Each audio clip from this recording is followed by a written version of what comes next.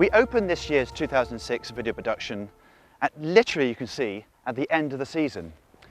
In addition to our new formations, we also show several interviews from people from all around the world who have had fascinating experiences in connection with the phenomenon. We start our quest in discovering the crop circles at Silbury Hill.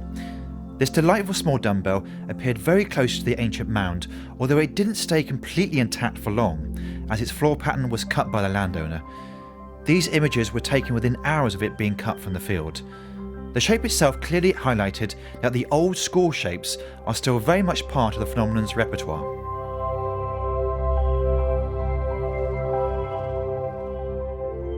Some 9 days after the Silbury Hill event, the field surrounding Wimborne Hill became the next target of the circle makers. This design was to set a theme throughout the entire crop circle season, although very few actually got to see it firsthand. It suffered the same fate as Silbury, prematurely cut from the field, leaving just a patch in the crop. What it actually represented with these mirrored nest crescents is quite exciting in concept. Could we be witnessing time tunnels in the fields of England? On the 8th of July, two formations formed on the same night near Uffington Castle. The castle is an impressive Iron Age hill fort, once protected by timber walls along these banks and ditches. The tribe that actually carved out the horse on the other side may have possibly resided at this particular location. But also legend has it that the Battle of Barden may have taken place here, King Arthur's famous victory over the Saxons. But in the 21st century we have something else to contend with, and that is the crop circles.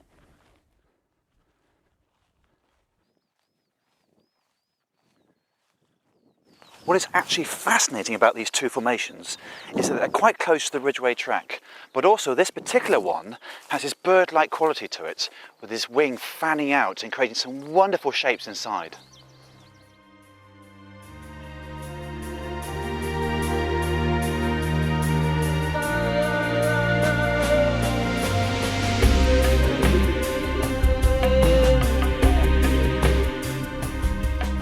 Uffington has now become the centre of attention for the researchers. The first thing we noticed when we arrived at the location on the southern side of the castle was this design was very impressive on the ground. Its representation was now becoming clearer, as these splayed sections of crop, each part with different composition, were indicating feathers pointing towards what I had predicted. It was indeed some kind of bird. The clever aspect was that the wings themselves were created by a series of increasing radii with certain segments laid down into an interface pattern. This technique is becoming more frequent with the circle makers. However, it was rather mystifying as to why it was pointing towards the Uffington horse on the other side. Clearly, its secrets had not been revealed fully at Uffington.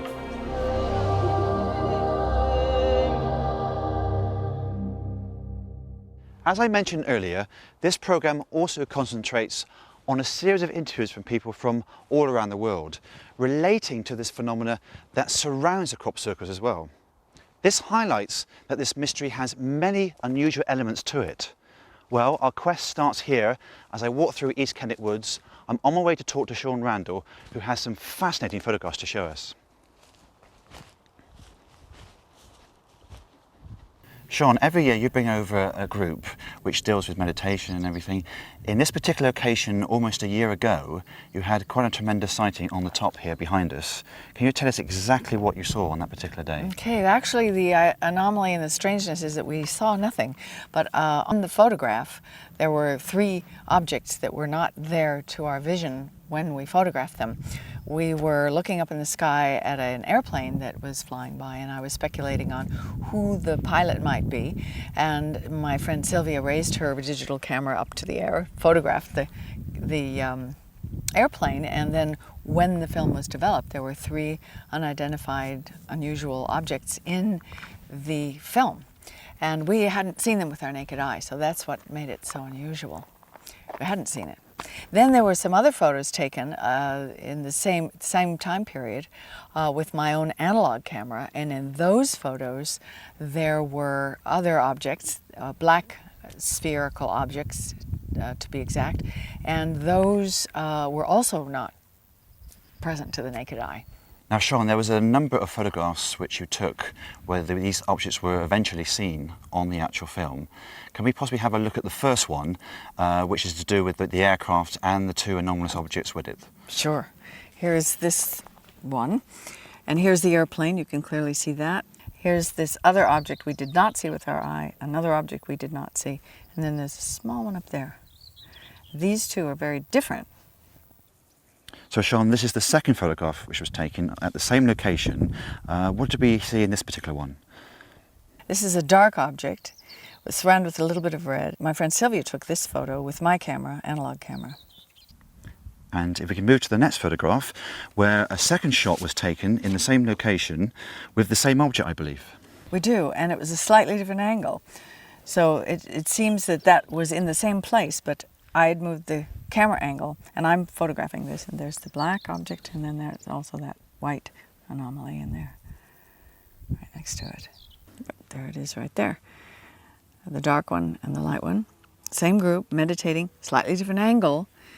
So it couldn't have been on the lens of the camera. So if we move to the very last one, which was taken on that particular day, this one actually shows an unusual mist, doesn't it? Very odd, yes. This was a photograph taken, and there's a mist in the air somehow that was not visible to the naked eye, but it's clearly on the photo. She also compared the photo before and after to see if there could have been something on the lens or a fingerprint or something, and there was nothing. So this was something that actually was anomalous in the actual photograph itself and in that moment. We don't know what it was. So, Sean, you've shown us a fascinating collection here of different photographs with very numerous amount of objects on them. Can you actually sum up exactly what we're actually looking at here, perhaps? It's difficult to do anything other than speculate on the fact that we could not see what actually came out on the film. But it does make one think that perhaps the veils are getting thinner and we're able now to perceive more with our minds and therefore perhaps to see more with our cameras. And there's just a crossover phenomena that seems to be occurring more and more with technology and with viewings.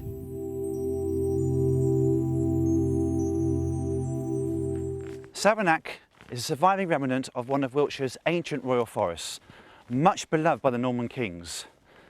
It remains a place of mystery and imagination, with ghostly goings-on from deep inside the actual forest itself, eerie sounds emanating from the blackness. But the phenomenon now appears to be surrounding itself around its surrounding fields. But if you approach it from the wrong angle, it can be very hard to find formations at particular places. I think it's this way.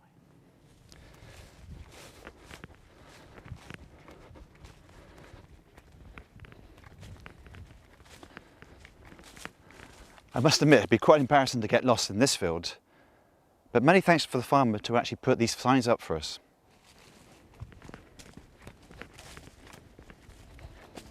Saturday the 8th of July was a busy night for the circuit makers. This was one of 3 formations created on what must have been an important date, Ovington and Wayland Smithy being the other 2. While discovering its features on the ground inside the formation, as I stood in the middle of the design, I was transported back to the very first days when I started on this journey of discovery. I believed what sparked this train of thought was the repeated design of these time tunnels or portals. The first of these designs was at Winmore Hill. Consider for a moment how far the phenomenon has progressed since these simplistic circle sets from the late 80s and 90s. These types of shapes we are now witnessing are a world away from those days, and yet we can still recognise echoes from the early years. The day was hot and it was time to relax at the local public house. Our day became even more intriguing. Oliver, you've come from Switzerland with your friends to see the crop circles.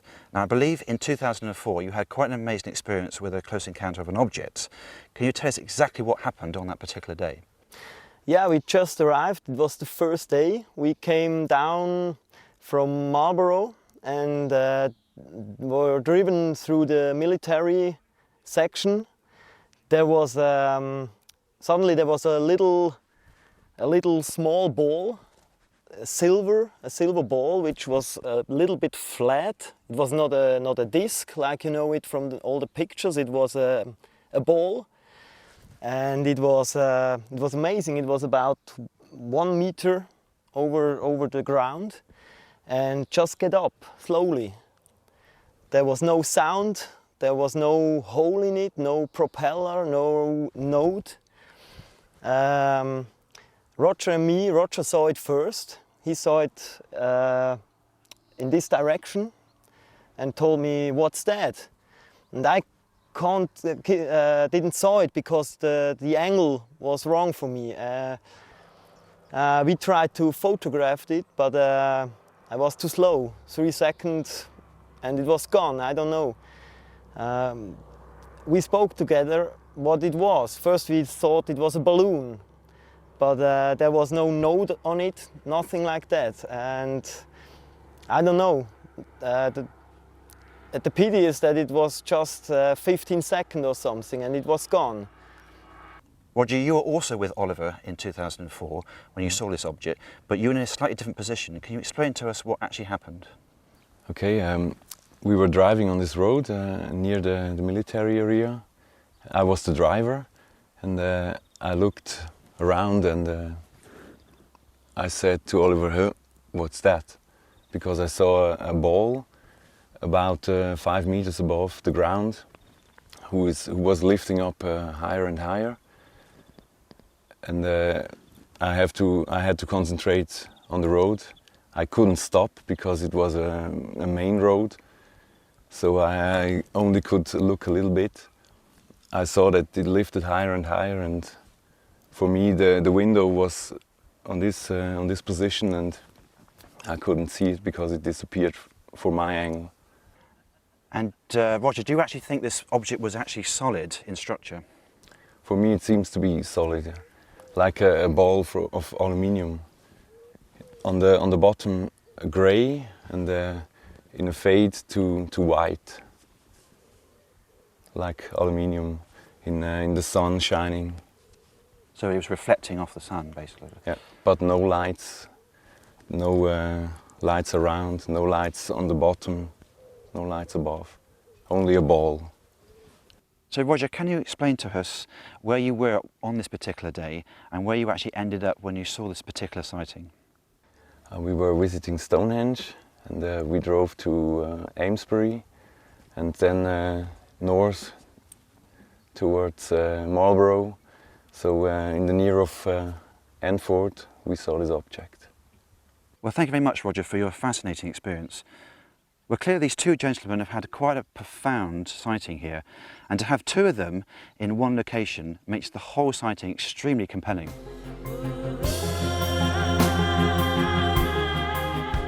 This is the second formation near Uffington Castle to have formed on the 8th of July, this time at Wayland Smithy. Clearly this area here near Wayland Smithy has become the major area for the crop circles. It's kind of shifted from the apiary area now. This here now is the major point for the information. Last year we had the Wayland Smithy 2012 scenario. This is kind of saying something different. It's emanating out from one particular source, these multi-dimensional arms, perhaps representing something we've never actually experienced before. Its striking appearance took another leap with regard to the phenomenon's ability in design. Gone are the familiar circle segments, in come radical three-dimensional principles. However, while discovering these aspects, I met up with Pierre-Henrik Gullfoss to tell me his take on the design. This particular one here at Ashbury is very interesting, isn't it? And you've got a fascinating theory towards what it could possibly represent. I think that the crop circles are all about changing our notion about what time and space is about and what our reality is about. And this is a very special one because it's really a fifth-dimensional picture coming down into our form.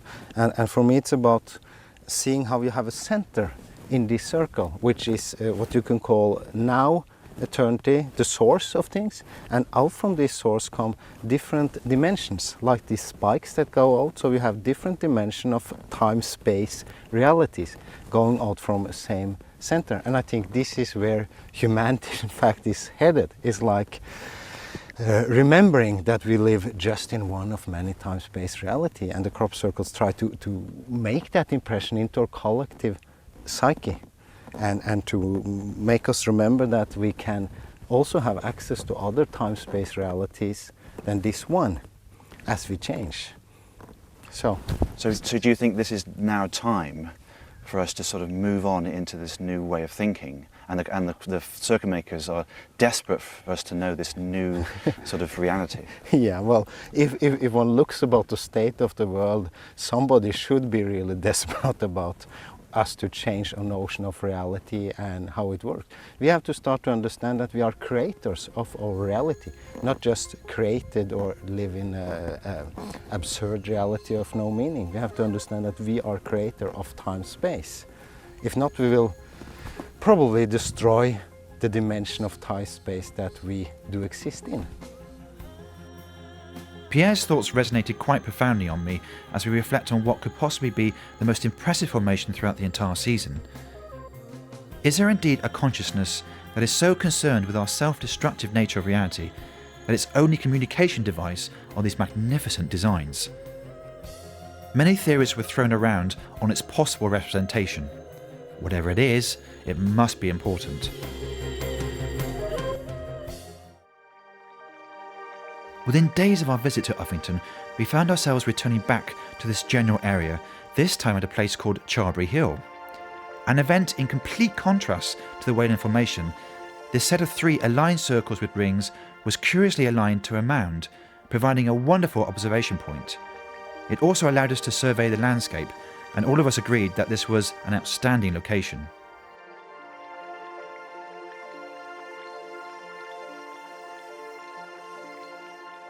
The actual location of these circles was so remote to say the least. However, our endeavours to find it were rewarded on the ground.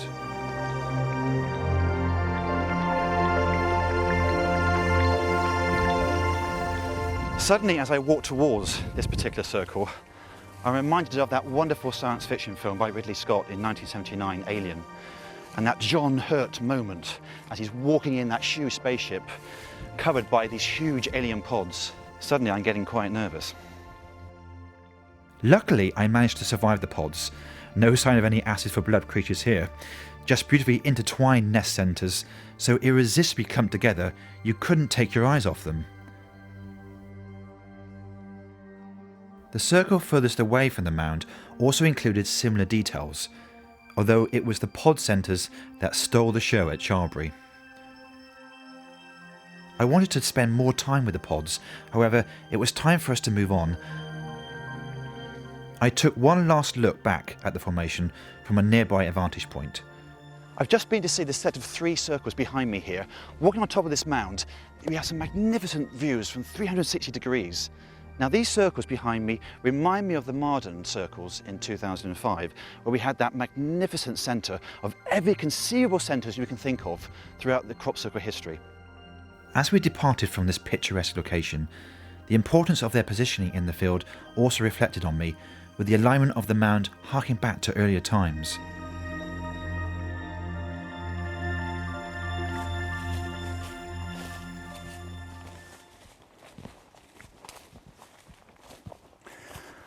Well, from bottom of the hillside, we can see it does have similarities to the one at Savernake Forest and Avebury. But until we see it on the ground, it's very, very hard to tell. But with its intertwining crescents, I certainly have confidence in this particular formation.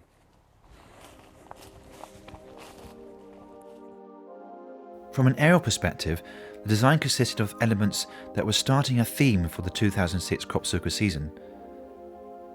These 3-dimensional crescents were creating a model of space-time physics, which has generated a lot of interest throughout the world. Its beautifully proportioned crescents can only really be appreciated fully from the air, although viewing them at close quarters from the ground, the accuracy to produce these 3D effects from the air is truly masterful. The precision in the lay and the cut to produce this 3-dimensional effect is quite extraordinary to behold.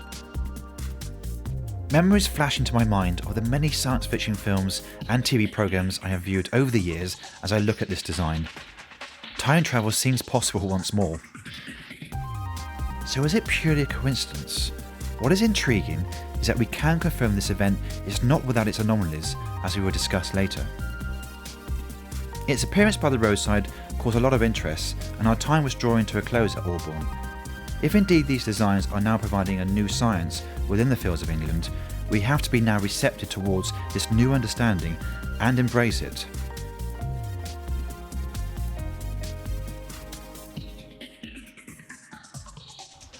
I've just left this incredible circle and it really is astonishing because this one behind me is a set of 3 in the sequence. We had the one at Avebury, we had the one at Savernake, and now this one. Is it showing a door into another dimension?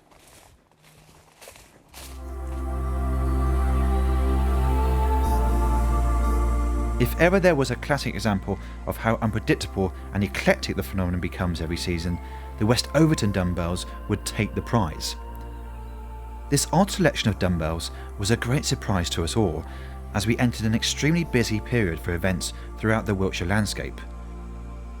Just as the formations were providing designs that included time portals and discussions on Einstein's Rosen Bridge science, wham! Back to square one. Or perhaps not. Perhaps these elusive set of dumbbells were not as simplistic as they would first appear. Was there an important progression within their design?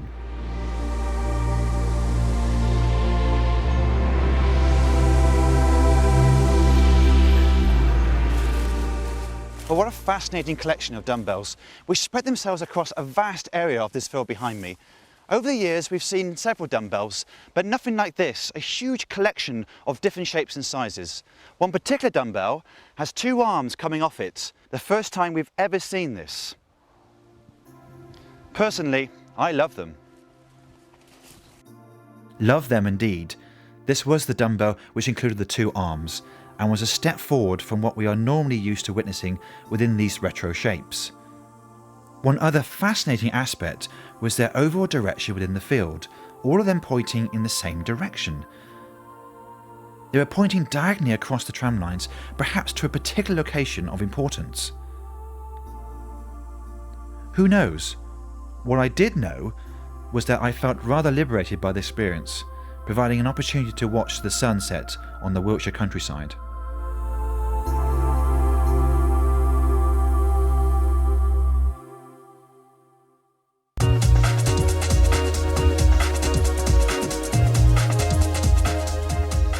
I now felt like I and everyone else involved with crop circle research had to sit up and take notice of this one.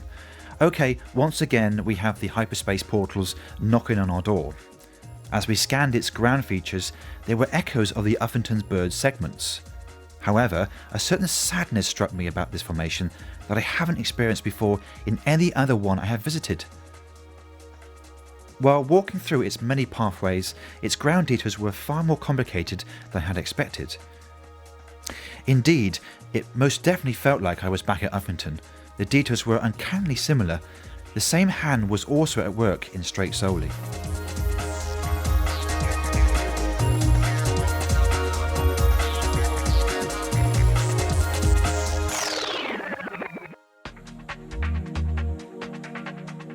People wallowed in the sunshine as I continued to be bothered about this formation. Within hours of my visit, the formation was harvested by the landowner. Perhaps his fate was meant to be short-lived. Is the message being conveyed the way the circle makers had planned from the very beginning? Will this question ever be answered?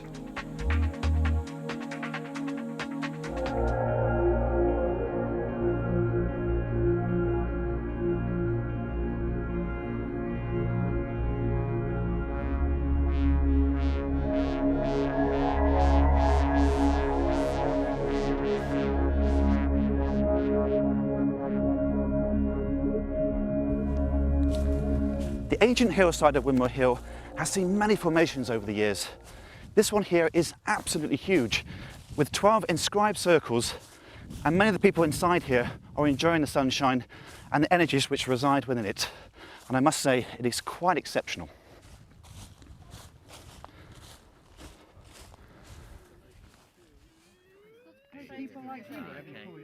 Every year, crop circle researcher and author Lucy Pringle organises a scientific day to carry out various scientific techniques inside and control tests outside the formations.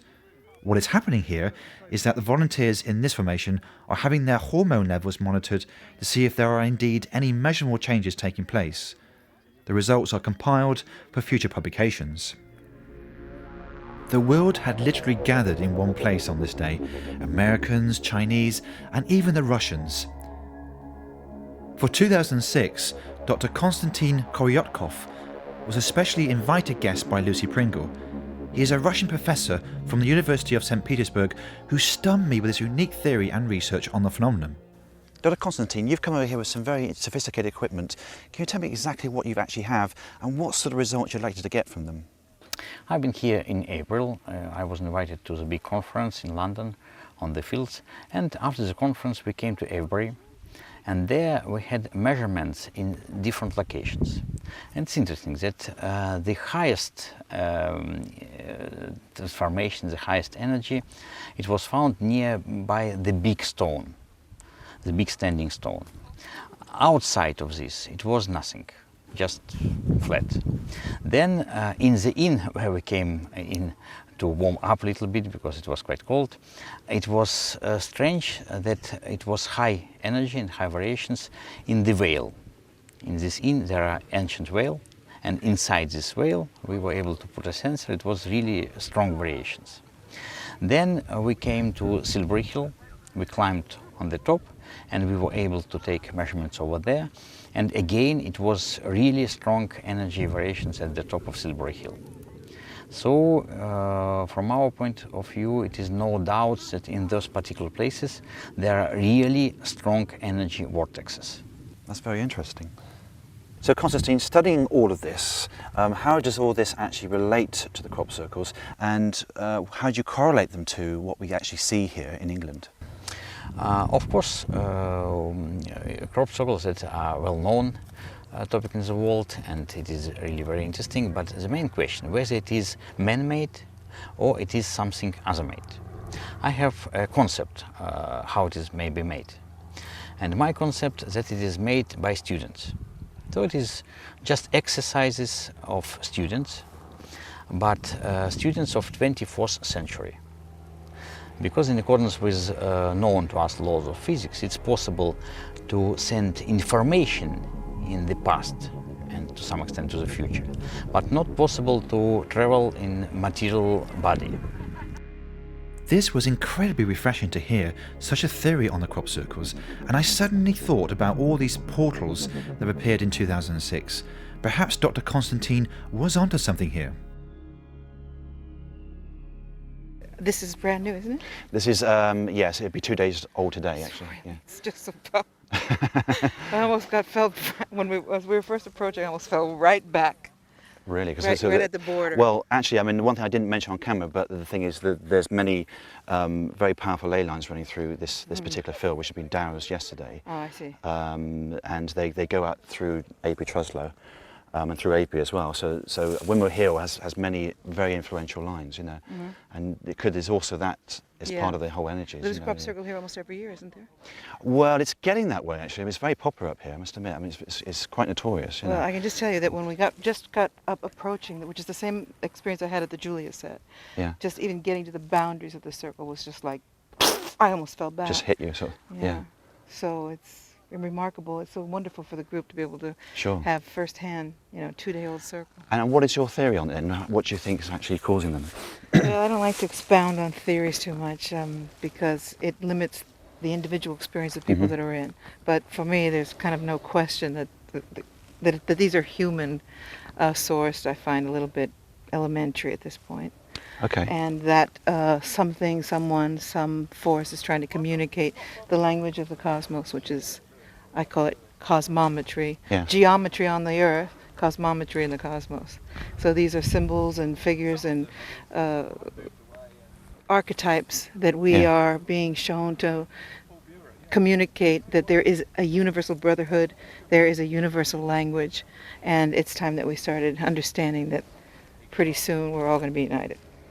Good. And I think the world needs it, doesn't it? At the Yeah, well, it moment? sure does. And I Yeah. think, what better way to bring humanity to clarity globally, 6.3 billion people, than contact, really big contact. And I think that the crop circles are the beginning of contact for people to start to acclimatize to the reality. Certainly there was a melee of different theories flourishing within this formation. However, I did leave feeling rather uplifted by the whole experience. And did those feet in ancient time walk upon England's mountains green? And was the Holy Lamb of God on England's pleasant pastures seen? Even William Blake was inspired by Glastonbury, and this was our next stop at the Glastonbury Symposium. This is the largest conference in the world on the phenomenon and is held at the Town Hall. Our journey took us to the tour itself, where I met with Rod Bearcloud, who explained his unusual experiences. Rod, we're here at Glastonbury to do some research on the crop circles. Now, you originally came from Oklahoma and you're part of a particular tribe. Can you tell us who that actually was? Yes, it's a nation called the Nayukongska. It's a very old nation in the middle of North America, a word meaning children of the middle water. Excellent. Now, you've been involved in crop circles for a number of years, and you're very interested in the things which are happening around crop circles, certainly synchronicities. I had been woken at 2:30 in the morning, very compelled to go to Eastfield, and I couldn't get back to sleep. I just tried to dismiss it, and I couldn't get back to sleep, so I finally got up and I said, I gotta go see if there's something there.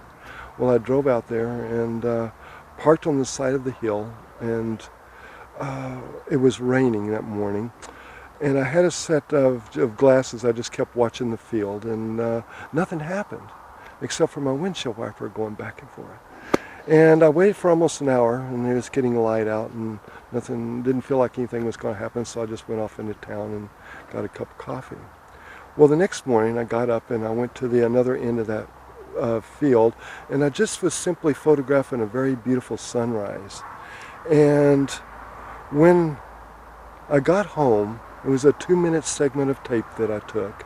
When I got home and was reviewing this tape with some friends, somebody out of the corner of their eye said, "Look at that light."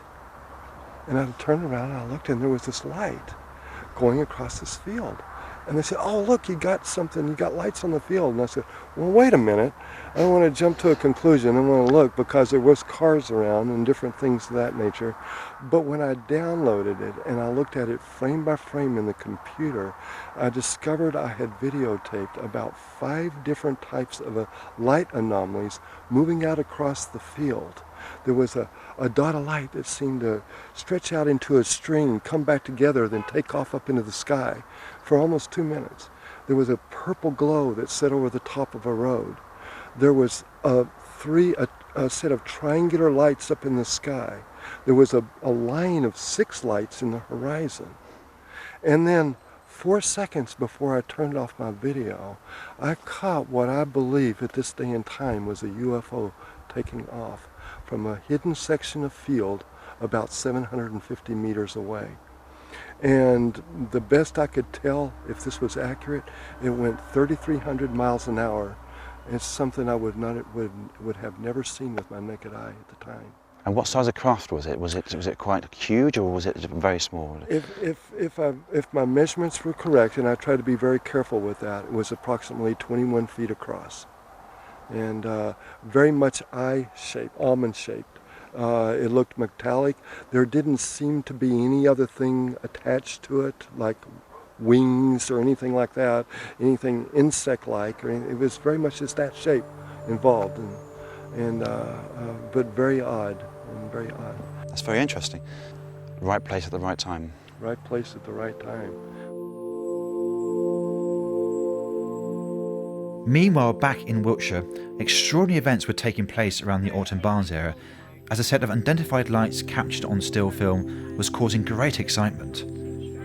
One particular witness told us about what he actually saw this very night. The sighting happened on 30th of July 2006. Started approximately 11:05 p.m. And me and a friend of mine had arranged to meet 2 other friends in what is known as the silage pit in Eastfield, Wiltshire. And as I pulled in with this friend of mine, pulled into the car park, he said, "What are those 2 lights?" And he quickly jumped out of the car, and I stopped the car and got out, and there was 2 lights flying just below the hill line, the horizon of the hill next to Adam's grave. And from my point of view, they looked like, initially they looked like 2 red lights, flying together, doing aerobatics. together. And I suppose they're like a pinpricker light. And anyway, we stood there watching for a while, and our other two friends turned up, and they got out, and we stood there observing these two lights playing around with each other, blinking out, coming back on again, flying up to each other slowly and just touching them flying away. And this lasted for, I suppose, a total of about 15 minutes or maybe 20. And at this point, our other two friends decided to drive up the road, up to the road below the hill, to try and get a closer look. Me and my friend, we decided to drive up there also, to try and get a closer look. We both looked up and we both saw, well, I think to me, it looked like an aerofoil section wing flying, come over the hill, directly at us, and then it kind of swooped round and flew back beyond the hill. And with that was the last I saw of the phenomena. After that, we came back down here. Our friends rejoined us, and we spent the rest of the night chatting about what we'd seen. That's it. These astonishing events stunned us all. Our work wasn't done yet, though, as we found ourselves back at Uffington. Jeffrey, we're at that magnificent Uffington White Horse, and there are some amazing formations just in the locality here. But you're the director of the ICCRA in America, and there's been some amazing eyewitness accounts, haven't there? One in particular was on the 4th of July in 2003 in Wisconsin. A gentleman by the name of Art Rentella watched a formation, a geometric formation, occur in the span of about 15 seconds. He was sitting in his workshop, which is on the top of a hill, which overlooked a wheat field below. He got up early in the morning and turned on the television set and saw that there was a weather front that was going to be passing past his house. He's somewhat of a weather aficionado, so he got up and went out to his workshop to get some coffee, and he was going to watch the weather front pass his house. So he's sitting by the window, and as the weather front started to move past his house, he watched the trees start to sway back and forth pretty violently in the wind, and that directed his gaze across the street to a house across the street, and the trees surrounding the house started to sway pretty violently, and he just followed the direction of the wind down into the field below that house. And on the opposite hill facing him, he watched 3 circles go down. A first one swirl down, then a second one swirl down, and then a third one swirl down in between them. The whole time frame was between 12 and 15 seconds, he said, for all 3 parts of the formation to swirl down. And he mentioned that there were no lights, unusual lights, no unusual sounds, no UFOs to be seen, but that this weather front was the only thing that was occurring simultaneously with the formation being swirled down. He said that the wheat just wavered back and forth like waves on a lake, as it's known to do in windy conditions, and then they just swirled down one after one after one. So we went out there to interview him, and we looked at the formation. We measured it with the diagnostic criteria that we use. We found that there were elongated nodes in the formation. We found expulsion cavities, which supported his eyewitness explanation. The soil in the formation was magnetized. You could touch a magnet to the soil, and the soil would clump around it. You could walk outside the formation, and the soil would not clump around the thing. The location of the formation was such that it was in between 2 effigy mound parks. The Uffington horse here is an effigy, but these are raised effigies of lizards and birds and other animals, but both mound parks in between collectively have about 150 effigies, much like this one here. So are there parallels between 2 countries on their positioning to these ancient markings? Jeffrey wasn't the only reason why we were back in the Uffington area. In 2006, we certainly are now being shown a new level of reality in the formations. We certainly have this hyperspace wormhole theory happening in several formations in 2006. Is this what the circuit makers are trying to portray? Where at Blowing Stone, we certainly have a new level of understanding. When I talk about a new understanding, I refer to these doorways the circuit makers are showing us, as this is the science that we have only really just started to comprehend. This really is Einstein and Hawking territory, and yet we are being shown rather subtly a sequence of formations that include different categories of wormholes. Earlier in the season, the Abruzzo and Savernake forests included a rather ordinary arrangement of wormholes known as the Roman ring. As the season progressed to Newbarn, another category of wormhole appeared called the ring hole, which had symmetry of a torus. Here at Blowingstone, are we actually being shown a device for time travel, or rather space-time itself? Now that is astonishing. If it is space-time as a science encoded into this design is indicating that space-time can also be pointed and curved, theoretically allowing a time travel device to travel across vast distances of space and time, possibly between two universes. If all of these theories are correct, then the crop circle phenomenon has taken the next quantum leap that perhaps we have all been waiting for, and certainly you could feel the excitement surrounding this location. As I walk through this formation and look at the ground details, it is things we have seen before in previous seasons. But I don't think that's the crucial factor here. What is crucial is how it's perceived from the air. Perhaps we are looking at a doorway into a new reality, perhaps a hyperspace reality.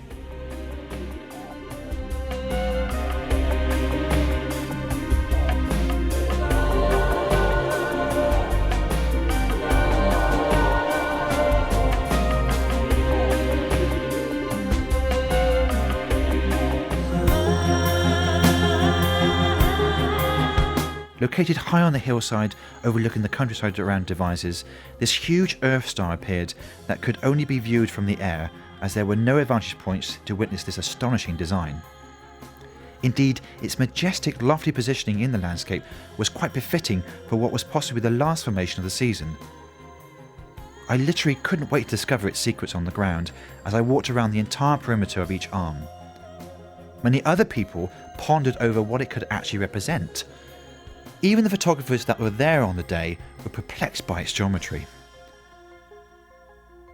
So what was it telling us? This is a very intriguing question. As with any last event of the season, we have to be mindful of what the circuit makers are leaving us with. I mentioned that it was very similar to the Mayan star, as the 2005 crop circuit season ended very strongly on the Mayan connection. Well, the Lammat is basically the Mayan star. However, there are still parallels between the 5 wormhole formations that appeared in 2006. So is it possible that these two theories are now colliding here at Edgeworthhampton? It is a tantalising possibility. Let's just consider this angle for a moment as we explore this theory once again. Well, this is the centre of the entire formation, with these 4 arms possibly stretching reality itself. And it creates this wonderful piece in the middle. Are we looking at a possible portal?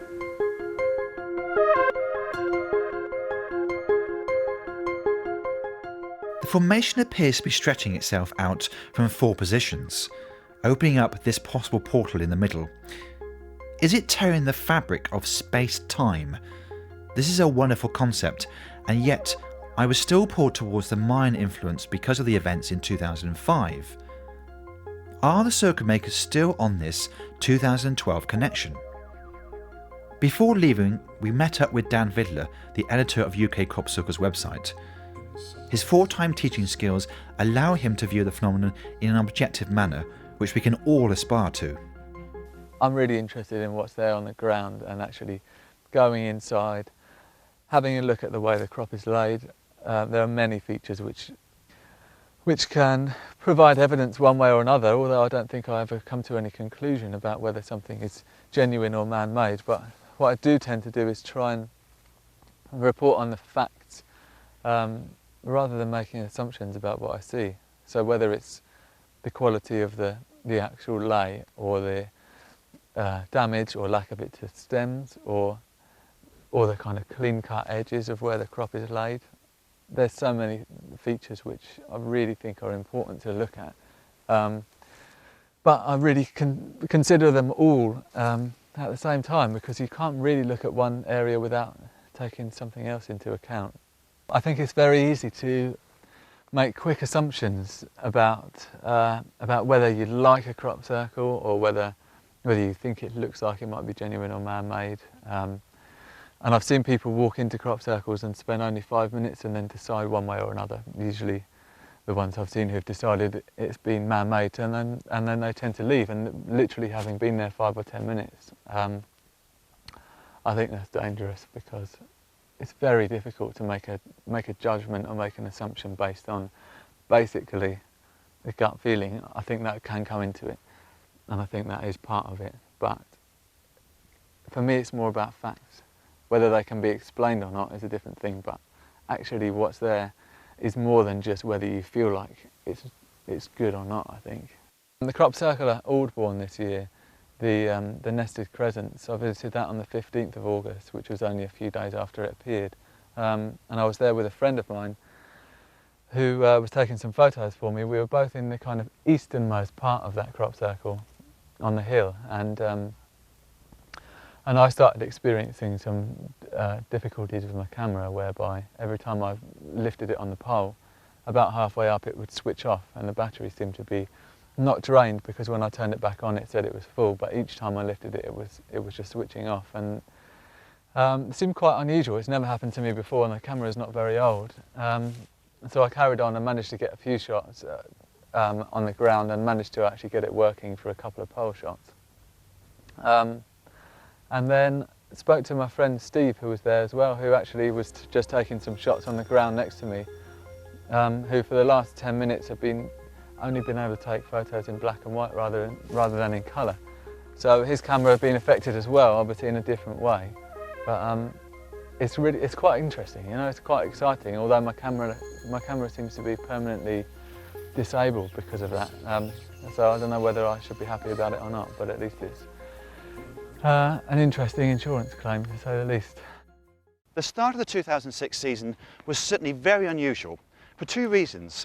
Firstly, because it was one of the latest we've ever known. Secondly, that the AP Truslow and the Silby Hill formations we just couldn't get to due to unforeseen circumstances. The Wayne and Smithy formation at Uffington, it certainly had certain interpretations towards it. Was it possibly the Egyptian sun god Ra, or perhaps an impending meteorite strike?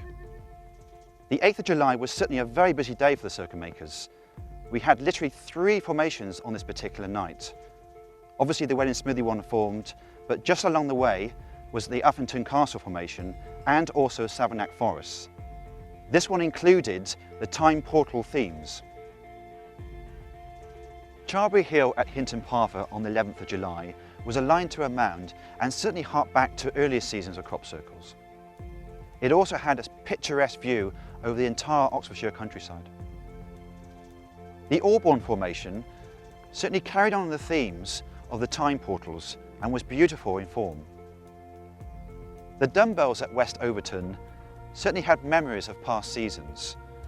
With them scattered across the actual field itself, was really spectacular to see. Wimble Hill on the 22nd of July was positioned high up on the hill itself. Many people inside the formation mentioned about the strong energies within it. Blowing Stone Hill near Uffington itself was really quite spectacular. This was the set of the 5 wormhole crop circles which formed throughout the entire crop circle season. Are we being shown here a time travel device between 2 universes? We end the season at Etchelhampton Hill. There were many interpretations towards this particular formation.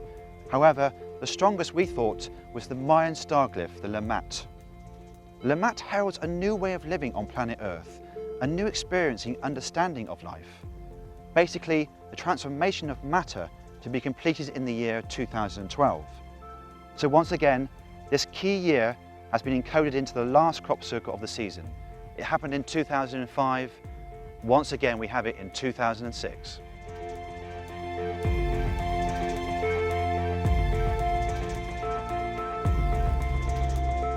What an extraordinary year 2006 has been on many levels. I left Etchelhampton Hill reflecting on what powerful, inspiring images I have seen within the fields and what this could hold for the future.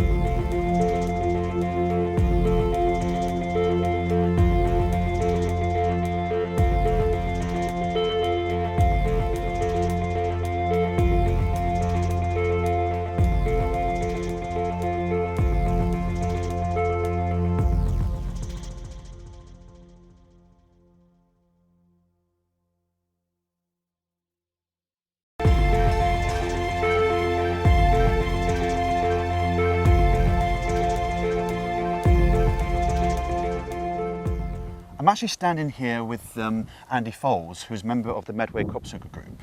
Now, Andy, what's actually been going on this year in Kent, and can you explain any personal experiences you may have actually had? Yes, we've had about 5 crop circles this season in Kent, which is the sort of average number of formations that we get certainly in the last few years since I've been actively following the mystery. This year we had sort of 2 we consider quite rather special ones, quite unique. The first one that arrived was at Burham on I think it was June the 24th. It was quite a special event because we believe that this formation actually arrived during daylight hours, between sort of 8 and 10 p.m. on a Saturday evening. Because we had one of our guys was up in the Bluebell Hill picnic area, observing the fields below, and we kind of go up there every day during the height of the season to check for crop circles. And at that time, at around about 8 o'clock that evening, there wasn't a crop circle in this particular field that we was one of the hot spots, if you like. But approximately, we found out the following morning, after the crop circle had been sighted early the following morning, that from the farmer, when we visited his land to go and have a look at the formation, that apparently he'd reported that he had been chasing people off his field that evening at 10 o'clock with the crop circle being in his field. We presumed that the people that were there were going to visit the formation. They'd obviously seen it from quite probably the Bluebell Hill picnic area at the time. So that sort of event isn't unusual. You know, we've had many daylight reports of crop circles arriving during the day. Certainly there was one of note last year in a field only a couple of fields away from where this Burham one had arrived this year, which appeared in about 1 hour on a Sunday afternoon. So, you know, this is one aspect of the mystery that fascinates me, the fact that these things are appearing as if out of nowhere, you know, by magic, so to speak. You know, we'd seen star type of formations in Kent before, but this one was kind of special because it wasn't quite circular. It was a sort of oblique shape, you know, and it seemed to be sort of pointing in a sort of direction. It had little grape shots that were coming off, and with a little triangle that seemed to point somewhere. We had a beautiful formation at Boxley this year, reported on July the 8th, and it was magnificent. We had one last year at Boxley on the same field, but on the other side of the slope. We're calling this one the Boxley Crown, because for many people they kind of see sort of like an image of a crown or something there. So, but yeah, a wonderful formation, beautiful lay on the ground. I was very privileged to go flying over that one and capture that formation from the air. It's one of the best crop circles I've ever seen in my life, really, from the air. It's tremendous. Andy, I believe you had an experience with a ball of light. Now, this actually happened at Boxley in 2005. Can you explain to us what actually happened? Yes, very, very special. Basically, I think it was a Saturday afternoon, beautiful clear day, not a cloud in the sky. I just happened to, it's got to be, you know, where I live in the Medway towns there, I just happened to be kind of, you know, just not pottering about in my backyard of my house. Kind of suddenly, I just, at the corner of my eye, got this, like a shiny light in the sky, and it was like a star, like Venus in the morning, you know, it's like a really bright star. I didn't really think anything immediately unusual about it, but then I just, you know, for some reason, I just kept observing it, and suddenly it wasn't a star anymore. It sort of dimmed down to be this sort of white spherical object, and it was just hovering there. But yeah, it was moving quite slowly just towards me, coming from sort of the north to the south. I mean, there were planes in the sky that were flying by it. There was, because it's nearby, well, there's Rochester Airport, which is in the Medway towns. I'm only living a few miles from there. There's planes coming in and out there all the time. And this thing was literally almost flying, you know, moving across the sky. I mean, after sort of several minutes, I realised I wasn't observing an aeroplane, or certainly wasn't a weather balloon, or there's all these kind of things that you can eliminate after a sort of period of time. You sort of begin to realise what you're actually seeing is unexplained. You know, I mean, I had no idea what it was I was observing. But basically, yes, it manoeuvred its way to a point where it was literally directly above me, above my head. I don't know how high up in the sky it was. At times it seemed to sort of become distant and then suddenly come down again, so it looked like it was quite close.